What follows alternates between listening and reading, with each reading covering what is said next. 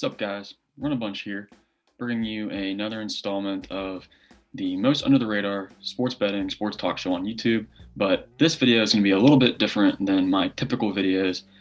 Today, I'm going over with you guys my top 5 teams to most likely pull off an upset in the first round of the NCAA tournament this weekend. I thought this would be a little bit fun and a little bit out of what we normally do. There will still be another regular sports show later this evening, but I did want to do this before the tournament actually, gets underway. So let's go ahead and get right into it. So before I go into this, what I consider to be an upset might be a little bit different than what you guys consider to be an upset.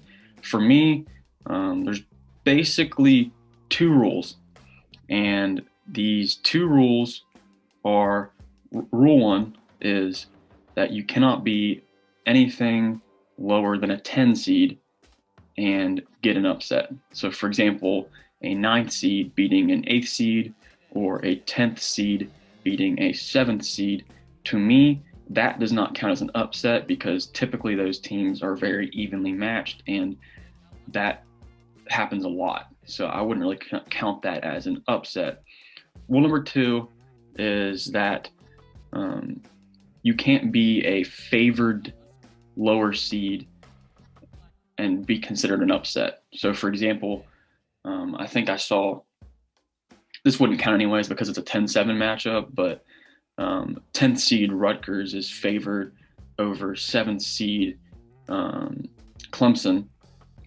And to me, since Rutgers is favored, they are not the underdog, so this would not be an upset if they win this game. So those are my 2 rules for what I consider to be an upset. You have to be the underdog, and you have to be lower than a 10 seed. So 11 through 16 would count as an upset to me. All right, so let's go ahead and get right into it. All right, so my first team to look for in an upset is the 13-seeded Ohio Bobcats to beat the 4-seed Virginia Cavaliers. My reason for this: Ohio on the season is 16-7 overall, and they're also 14-7 against the spread. And they also have a star player in Jason Preston. I think in an earlier episode of my sports show, I called him, I want to say I called him Jacob, so apologies, Jason. But he's a solid 16, 17 points per game and typically a 7 or 8 assists per game guy. And really, he shoots that at a fairly efficient percentage. I think he shoots about 53% from the field. So, I mean, him and his team have been lighting it up in terms of coming into the tournament. In terms of the MAC tournament and even weeks prior to that, they've been shooting from almost 50% from the field this season, which is impressive. And part of my reason for picking this, we don't really know what we're going to get with the Virginia Cavaliers, as they have been going through COVID protocol lately. They did not play in the ACC tournament, and we know that one player did not travel with the team to Indianapolis. We don't know which player that is, but we'll find out tomorrow. So there's just a lot of uncertainty here, and it feels to me like you almost have to go with Ohio due to uncertainty. So that is my first team. So going back here.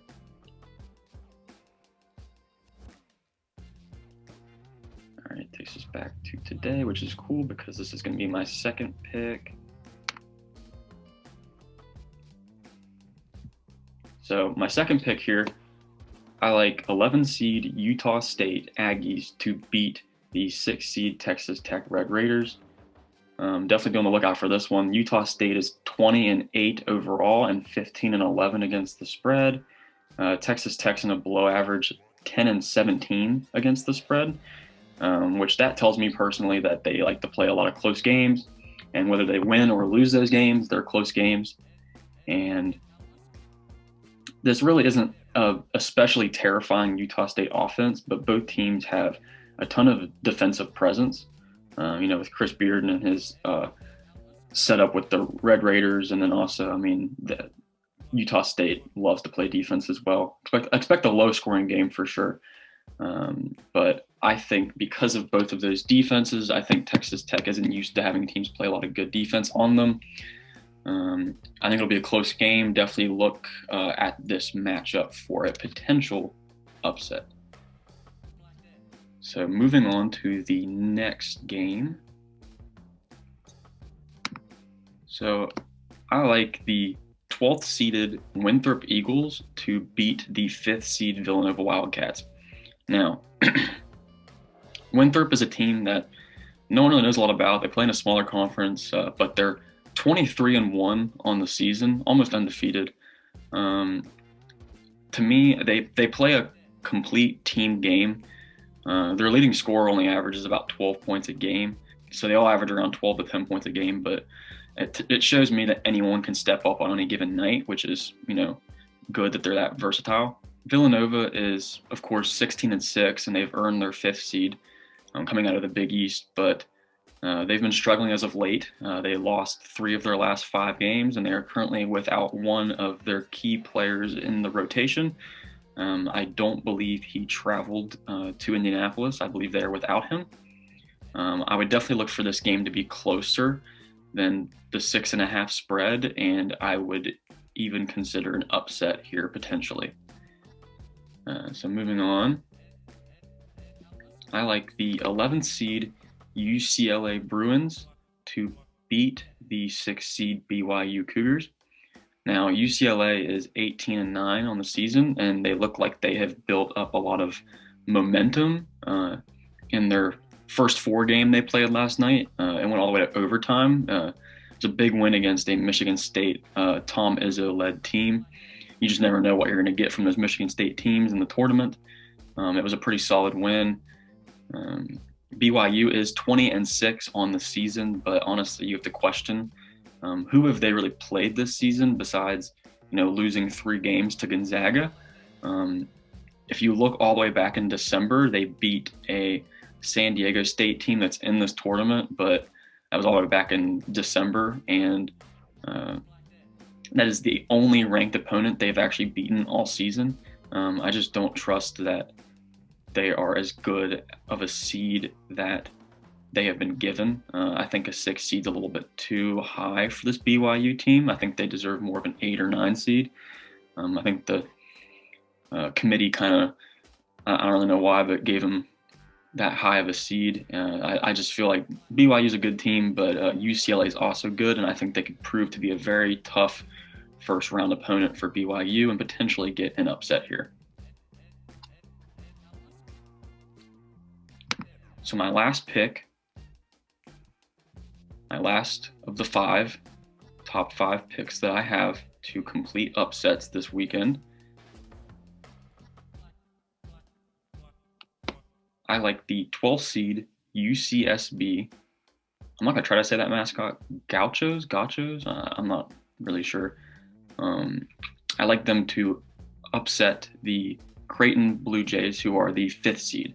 Now, I really enjoy when teams that no one has ever really heard of come into the tournament and beat people. I think those are really fun. This is UC Santa Barbara, and they're actually currently 22-4 on their season. They won their conference, and they shoot almost 49% from the field, which is pretty high. They have a guy named Ja'Cory McLaughlin, and this guy averages 16 points per game and 5 assists per game. So he's a star player, which according to some people, some famous people on ESPN or Fox or whatever, you need to have a star player in order to make upsets. Well, UCSB does have that star player. I expect him to eat up a bad Creighton defense tomorrow. Creighton is pretty much a shooting team, so they could have some hot streaks and some cold streaks, but as of late, they have really slumped. I think this is a matchup that they could potentially come out and start slow, and I think UCSB could take complete advantage of that. If that slump occurs for Creighton, I do think you need to watch for an upset to take place here on Saturday. So yeah, guys, that's going to pretty much wrap up my top 5 teams that I think are most likely to get an upset this weekend. There are some other teams you can look at, but I just don't feel like there's enough there to confidently say that there could be an upset. I think there's a lot of good reasoning here for these 5 teams. So, when you're making your last minute March Madness brackets, or, you're looking for that 12th seed or that 11th seed or even 13th seed to move to your Sweet 16, these could be some Cinderella teams as well. I would really consider UCLA a Cinderella team, but the other ones, I'd consider those to be Cinderellas. So yeah, I had fun making this video. It's a little different. I like looking up stats for upsets. It's a little bit more entertaining, I guess, than the spreads. But yeah, I'll go and wrap this up. Thank you guys for watching. Stay tuned for another video to come out later this evening, talking more about picks. So yeah, guys, cue the outro.